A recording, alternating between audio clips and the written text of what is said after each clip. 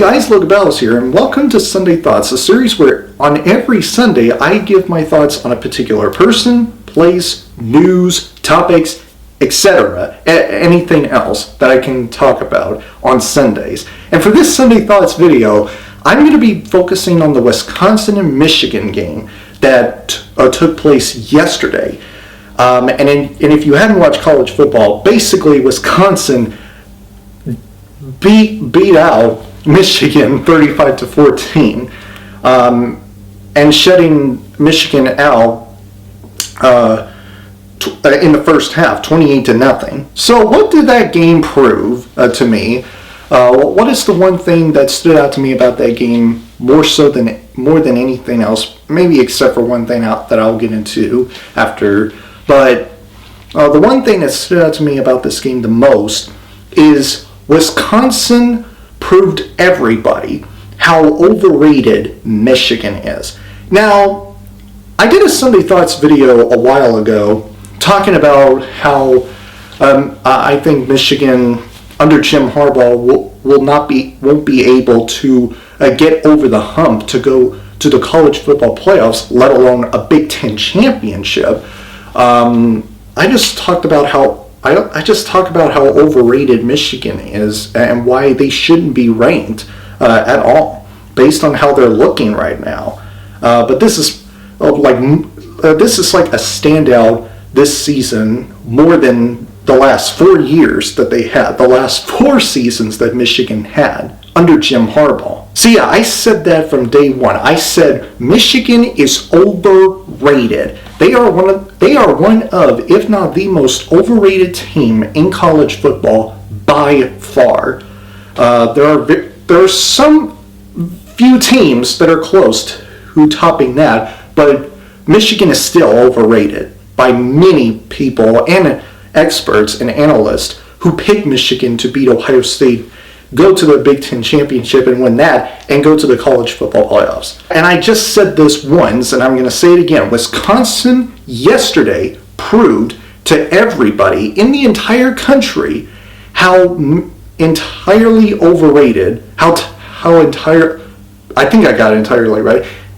overrated Michigan is. Because Michigan, as far as I'm concerned, is not that good. Shea Patterson, it looks like a shell of himself for the last 3 weeks or 4 weeks, because we already got through week 4 of college football this year. But regardless, Shea Patterson looked like a shell of himself. He didn't look better this season so far than he does last year, and this game clearly shows. And the offensive line didn't look good either. They look awful. And the defense, particularly rushing defense, my God. Michigan didn't even show up in the first half, which I will get into in just a sec. But I mean, if this game doesn't prove that Michigan is overrated, then this certainly does. I'm going to read you a tweet from this guy named Kyle Rowlands. I think that's how you say his last name. I don't know much about him, so don't ask me who he is. But he just made this tweet, and I liked it and retweeted it because, again, if this game doesn't prove how overrated Michigan is, then this tweet certainly does. So here it is. Michigan under Jim Harbaugh, 0-4 against Ohio State, 1-9 versus top 10 opponents, 0-7 as an underdog, 1-6 on the road against ranked opponents, and 5 losses by at least 21 points, including 3 of their last 5 games. That's just another reason why Michigan is overrated as far as I'm concerned.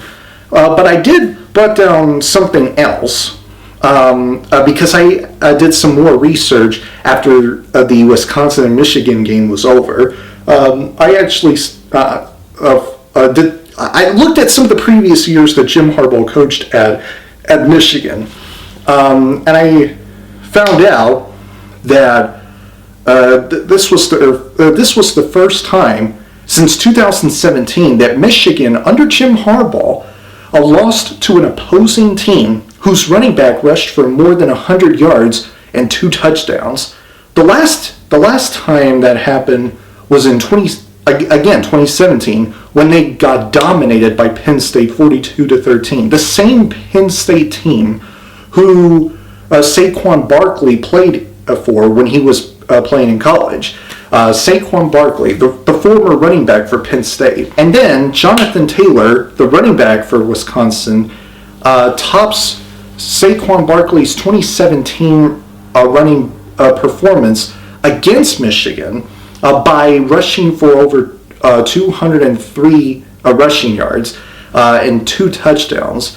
More rushing yards than Saquon Barkley against Michigan back in 2017. So when I look at it from that perspective, and I look at the rest of Michigan's schedule, they go at home against Notre Dame and Ohio State, and a few other games. But the two standouts for me are Michigan's home games against Notre Dame and Ohio State.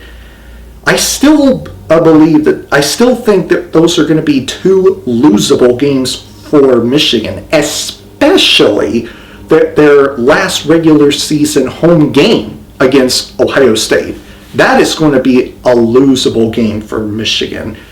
More likely a losing game for Michigan, because Michigan is not looking good this season. Now, they have not done anything to prove that they are a worthy team, a worthy contender for the college football playoffs, not to mention the Big Ten title game. They hadn't even won their own division yet. What is it, the Big Ten East division? Or something like that. They have not done anything to prove that they have earned their way to go to the promised land, or the postseason, rather, college football playoffs and the Big Ten title game. So I'm just tired of all this hype for Michigan. I'm tired of it. It is the same hype that I've been hearing for Michigan last year, because everybody thought that last year was supposed to be Michigan's year, and then look at what happened to them in their last regular season game on the road against Ohio State. How did that happen? Yeah, you know what happened if you're a college football fan, so I'm not going to answer that. So anyway, guys, those are my thoughts on this Wisconsin-Michigan game. Thanks for watching this video. If you enjoyed it, be sure to give it that like button to click, and if you'd like to see future videos from me, make sure to press up there to subscribe, and don't forget to turn on that bell icon so that you'll get notified about my latest videos. Have a great day, and as always, fight the good fight.